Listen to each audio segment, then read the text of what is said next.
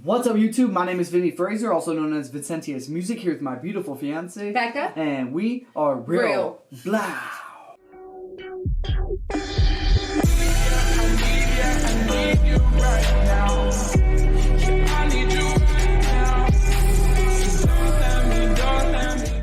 What's up, YouTube? Thanks for coming to our channel today. Real here, and today we're getting back into some Ben Shapiro reacts to insane woke religion TikToks part 2.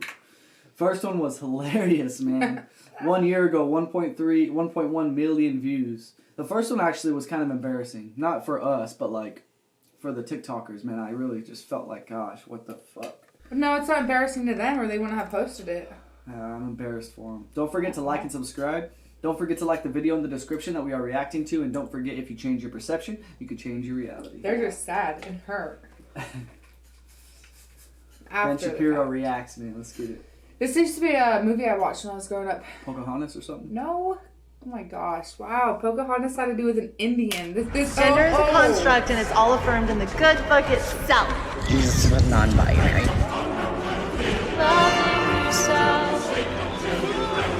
No! We in the Jewish community are horrified. Alrighty, folks, my producers decided to torture me with more woke TikToks, this time about religion. I cannot wait to listen to what these idiots have to say about religion. I mean, I can, but I literally can't because my producers are about to show it to me. This video is sponsored by ExpressVPN. Called them idiots? That's rude. Don't cry about it. And I can, but I literally can't because my producers are about to show it to me. This video is sponsored by ExpressVPN.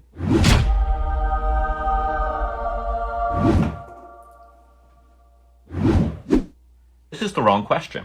The correct question is, where does the Bible condemn LGBT relationships? And the answer is nowhere. Leviticus 18:22. Man, I don't mean to be didactic about this, but it's like right there.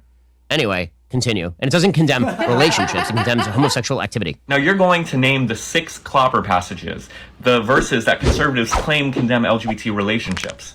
But if you actually look at those verses in their culture context, in their literary context, and in their original language, you will quickly find out after a 20-minute Google search that none of those verses actually refer to what we're talking about when we talk about modern, loving, same-sex relationships.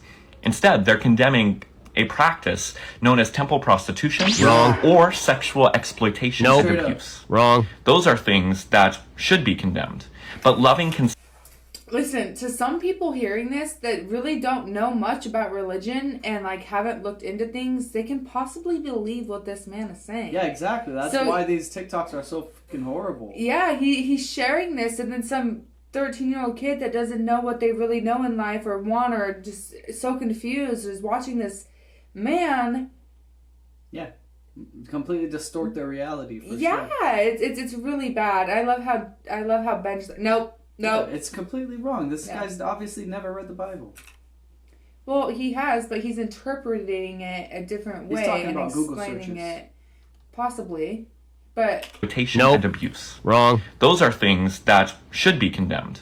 But loving consensual LGBT relationships, they're not an affront to God, but a reflection of God's own love. They're a reflection of God's own creativity. And there's not a single place in the scriptures where our love, our marriages, or our being is condemned. Okay, no one's condemning anybody's being. People are condemning sin. When the Bible has an entire list of sexual sins, and it includes among those what's called in Hebrew mishkav zachar, lying with a male is one would lie with a female in Leviticus, the text is clear. Now, you may not like the text, you may not agree with the text, but the hijacking of the text to pretend it means something that it clearly does not is very silly. I'm sorry that the text makes you feel bad. I'm sorry that there are some people who think that activities that you enjoy pursuing or feel compelled to pursue or feel impelled to pursue, rather. I'm sorry there are people who make you feel bad about that. You don't get to hijack biblical text and pretend it says something that it absolutely does not. That is a violation of taking God's name in vain. The Bible. This is the Bible. You question the word? Alright, so to all the religious people, can we just talk about something real quick? Alright, so let's talk about religion. Do y'all realize that all religion was man-made? All of these religions that exist today were all made by men. Meaning that whenever life first existed on earth, there was no such thing as religion. For hundreds and thousands of years, many people lived life without worshiping a religion. And then along the timeline, religion began to be made by humans. And so my point that I'm trying to get across, thing as a right religion, it would have been made as soon as life on earth existed. But instead, religion was made along the timeline. Religion was made by man and not God himself. And so I just want y'all to keep this in mind whenever discussing religion with somebody. So when the amoebas were on the earth, there would have been conveyed to whom? Like protoplasm or what?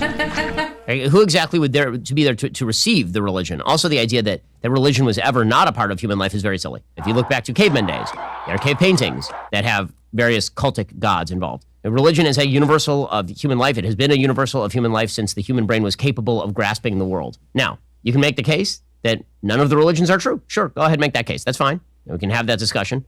But the idea that there cannot be a true religion because religion didn't exist before there were human minds to grasp it. Firmly grasp it! Is very bizarre. It's a weird argument. That's like saying, well, language was man-made, so language is not an actual attribute of the world. Because before human beings, there weren't actual spoken languages. Hi there. And does that mean that language is not a natural part of the world? Or that I don't even understand the point this person is attempting to make here. Well, science didn't exist before humans because it takes the human mind to grasp science. So I guess science is also false because if science really existed, it would exist for the amoebas or what? Magnets, how do they work? Okay, so hear me out. I don't want to hear you out. Me And either. before you respond in defense, just meditate on it and think about it for a few minutes. We all know that during slavery, slaves were not allowed to read or write. This is because applied knowledge is power. And the last thing a slave master wanted a slave to have was any power. If you were caught reading, you were punished, brutally beaten, like they would make an example out of you. So then, why would they give you the Bible and tell you that the Bible is the perfect word of God and the most powerful book there is? It literally says, slaves, obey your masters with fear and trembling, just as you will obey Christ. Slaves, in reverent fear of God, submit yourselves to your masters, not only those who are good, but those who are evil. Y'all really think God wrote that? Like the creator? It's her voice, right? Like her voice is just hurting your head a little bit. Yeah. Sorry.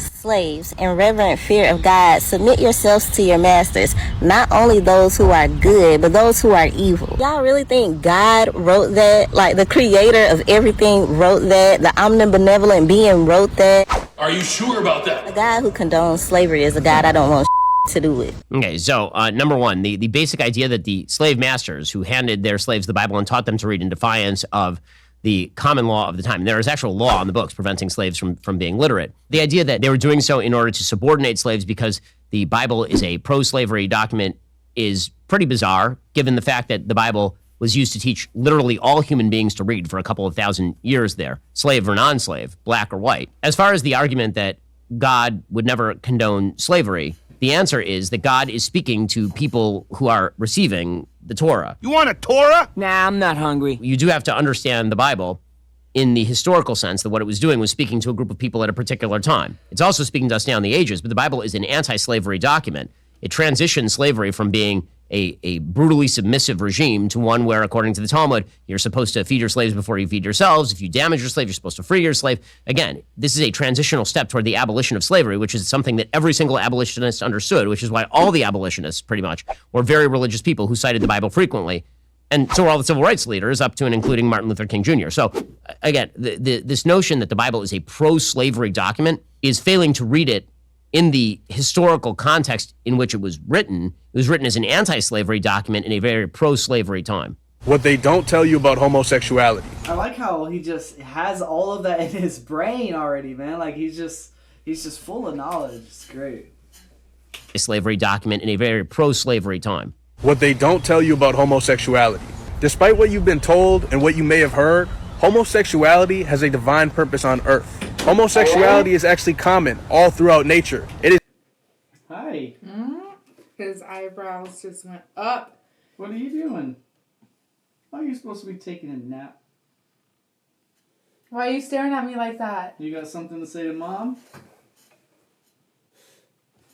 What's up, honey? I woke up, no one was there with me. I know, because how old are you? You're a big girl, right? Yeah, but... So when you felt... Dark. I know, but it wasn't that dark in the room. It was. Well, did you make it out alive? Let me see if you got hurt or anything. Is there any wounds? Anybody get you in the dark? I think you made it through it. Finish watching this one with us, Evie. This is Ben. His name's Ben Shapiro. Say hi, buddy. I woke up from my nap early. Way early. It has a divine purpose on earth. Homosexuality is actually common all throughout nature. It is very natural. It is a homophobia in humanity that's not natural. In indigenous times, these beings were revered, looked at as gods and goddesses, because they were understood to have brought a divine message to a community. These beings aren't to be outcasted. These beings are to be worshipped. These beings came here to help us. The homosexual spirit is here on earth because there's an imbalance between masculine and feminine energy. Did you see that? You had your pen down. Look at, he has Oracle up there. Hold on. To have brought a divine message to a community. These beings aren't to be outcasted. These beings are to be worshipped. These beings came here to help us. The homosexual spirit is here on earth because there's an imbalance between masculine and feminine energy. These beings came to help restore that. That seems pretty religious right there. They're heavenly beings.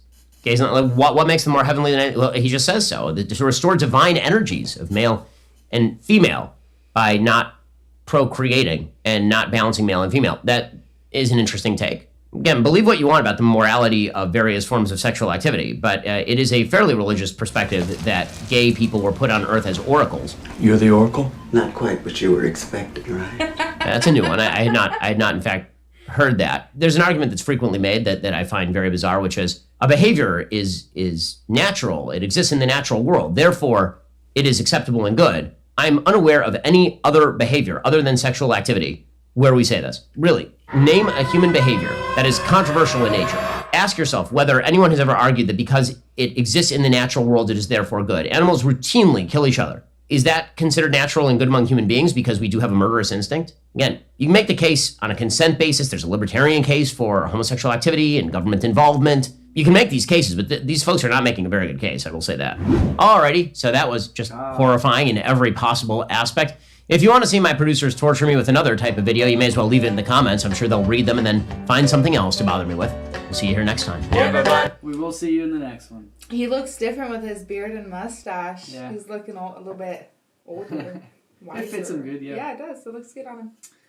Man, alright. Ben Shapiro, Religious Woke TikToks, Part 2. My candy. Can you eat more of your candy? Maybe.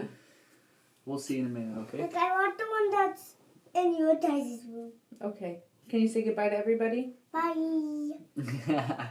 Don't forget to like and subscribe. Don't forget to head over to Ben Shapiro's channel. Show him some love. And we'll catch you guys in the next one. Real, we out of here.